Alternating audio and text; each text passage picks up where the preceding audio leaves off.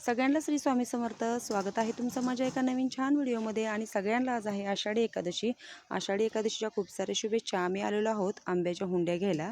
आम्ही आंब्याच्या हे केलेल्या आहेत, हुंड्या मागवल्या होत्या. टेम्पोमध्ये घेऊन आलो, कारण 100 हुंड्या असल्यामुळे गाडीवर आणता येणार नाही, म्हणून आम्ही गाडीत घेऊन आलो. छान असंही पाणी घालून घेत आहेत, कारण त्याला काल आणल्यापासून पाणीच नव्हतं.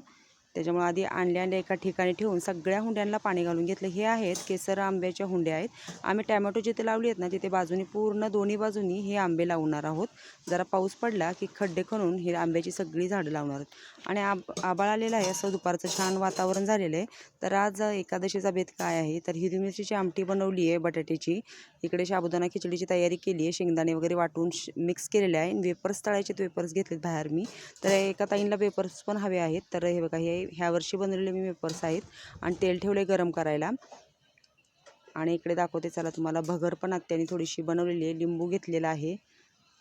तर मी आता बनवते साबुदाणा खिचडी. आधी वेपर्स तळून घेते, मग त्याच तेलात काय करते, साबुदाणा खिचडी बनवते. हिरवी मिरची, शेंगदाण्याचं कूट असं घालून उकडलेल्या बटाट्याची आमटी बनवली. तुम्ही कशी बनवता ते पण मला नक्की कमेंटमध्ये सांगा. तर छान असे बघा वेपर्स तळून झालेले आहेत. आणि त्याच्यातच मी तेल बाजूला काही केलं, कमी केलं. आणि हिरवी मिरची ही केली, वाटलेली टाकली. ही हिरवी मिरची खूप साऱ्या डब्यात मी वाटून घेतली. आज सगळ्याच ह्याला हिरवी मिरची लागते, म्हणून हिरवी मिरची भरपूर वाटून घेतली. खूप तिखट आहे आमच्या ही रानातली मिरची. तर इकडे बघा, बटाट्याची आमटी, साबुदाणा खिचडी, वेपर्स तळलेले आहेत, शेंगा भाजलेले आहेत. तर असा आहे आज एकादशीचा बेत. तुम्ही काय काय बनवले हे मला नक्की कमेंटमध्ये सांगा. तर इकडे बघा, भगर घेतलेली करून. आता आत्या गेल्या थोड्या मिरच्या काढायला, त्यांना बोलवते. आणि आम्ही दोघी असा छान एकादशीचा फराळ करतो. ह्यांचं सगळ्याचं झालं आहे. हे शेंगा भाजलेल्या सगळ्यांनी खाल्लेल्या आहेत, थोड्याशा राहिल्यात. आता आम्ही दोघी करतो फराळ. तर या सगळ्यांनी छान असा रानातला फराळ करायला. भेटूया पुढच्या व्हिडिओत.